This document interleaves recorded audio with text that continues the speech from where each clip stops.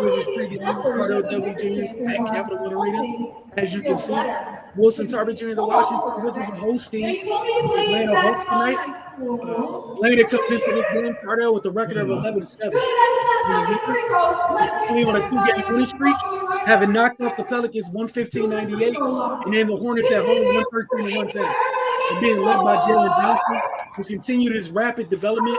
He's been getting better and better every year of the past couple of seasons. This year's no different. He's averaging 22.4, not just under 10 rebounds, 7 assists. Nikhil Alexander-Walker came over from the Wolves, and then Kristaps Porzingis from the Celtics. They're up next, scoring 19 and 18 points respectively. The Wizards have it off a 121-120 loss on the road in Chicago. That was the end of a 3-game road trip, and some of them go 0-for on that road trip. The Wizards are currently on a 14-game losing streak.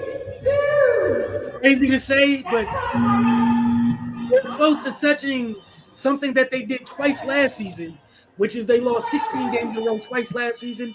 They're nearing that. So, Cardell, my question to you is, what do they have to do to put themselves in a position tonight to not only end this slide, but prevent themselves from hitting that disgusting number of games that I mentioned that they hit twice last season? I mean, what we've been starting to end with is the issue all season. Got to play some defense. And this game will be up and down because they get up and down as well. But they get stops. They cause turnovers, they get steals, they get blocks, and it translates to a lot of points, man. Even without Trae Young, they have a bunch of veteran guys, the versatile defenders that can fly around and understand what it takes to get timely stops. And most importantly, on the other end, offensively, they don't take a lot of bad shots. You know what I mean? They take shots that they can make, and people don't understand everything's connected. How you play offense is connected to how you play defense. How you play defense connected to how you play offense. So if you're taking good shots, that gives your teammates and your team overall a chance to get back on defense, to be set up to get stops, whether it's transition or in the half court. Take wild shots, it's going to be guys scattered all over the place, advantage the opposing team. Same thing, if you don't get stops on defense, it's off to the races for the opponent getting easy baskets. But if you do get stops, you get a chance to get back on your defense, man, and get stops as well. So even with Trae Young out, they're dangerous, man. You know what I mean? Like, they still holding the fort down. If anything, they become more potent defensively.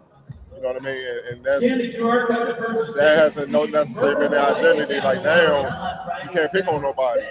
And most importantly, even with Trae Young out, they have 6 players that average double figures, and a couple other players there that are knocking on the door there. So it's a balanced attack.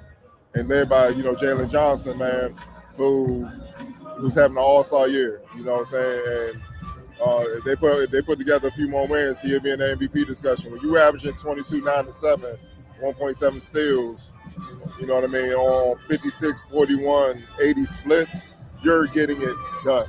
You're getting it done. So salute to that young fellow. We seen him coming a couple years ago. It's just a matter of when will he take that next step, and he decided to take it this year. So the Wizards have their hands for it. Ironically, it seemed like the kind of roster construction that the Wizards are trying to build, or what they're hoping to build, is kind of similar to what the Hawks have, man. A bunch of versatile defenders, guys that could be versatile on both ends of the floor or whatnot. Versatile inside presence that can score inside and out. But obviously no one on the Wizards is Trae Young. But even with him out, no one on the Wizards is Jalen Johnson. You may have a couple guys that may have that potential to be down the road, but they're not him. You got guys, they don't have the expertise and experience of Nikhil Alexander-Walker. It's just a roster full of guys that get it done, man. You can't even forget Dyson Daniels, who all-world defender, man. You know what I mean? So Okongwu, Sarn, them boys going to have to bang. They're going to be physical because he's a man inside, especially on the boards. Second chance points. Risache, last year's number 1 pick, man.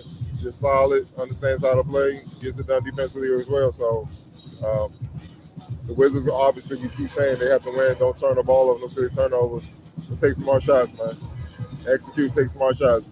You live with misses, But they got to be good misses, man. You can't just be throwing them up there and then hoping something happens. It just don't work that way. Yeah, and to your point about the turnovers, almost playing a team like the Hawks, the turnovers, they don't just come in the form of turnovers. Those bad shots are literally going to put this team in transition, and you're going to see just how freaking athletic Atlanta is if you turn the ball over on a regular basis or take bad shots and get out in transition. And to your point, Washington does have one of the better benches in the league.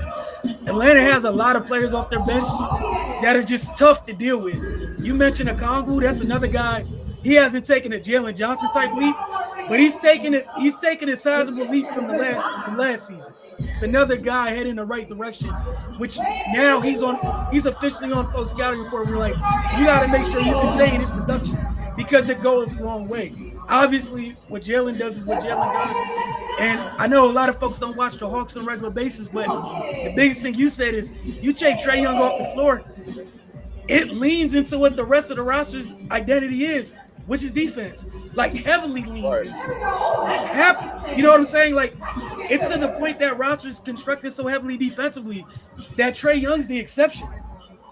So you remove him on that end. Everyone loves that. Everyone is built to do that. So they got to take care of the ball tonight. Did you have anything else key-wise or anything else you want to share that you think folks should keep their eye on? Yeah, the Atlanta Hawks average 22.3 points off of turnovers per game. That's a big chunk of their offense, man. So you can't turn the ball over or you're done, man. They get active. Like I said, they average, let me make sure I got it right. They're fifth in the league. They average 9.5 steals a game. So, and the Wizards turn the ball over a lot, so something going to have to give. That could be the key to the game right there. You guys heard it. Write it down. Remember, as you're watching tonight's game, and we'll check in with you guys afterwards on Wizards Outlook.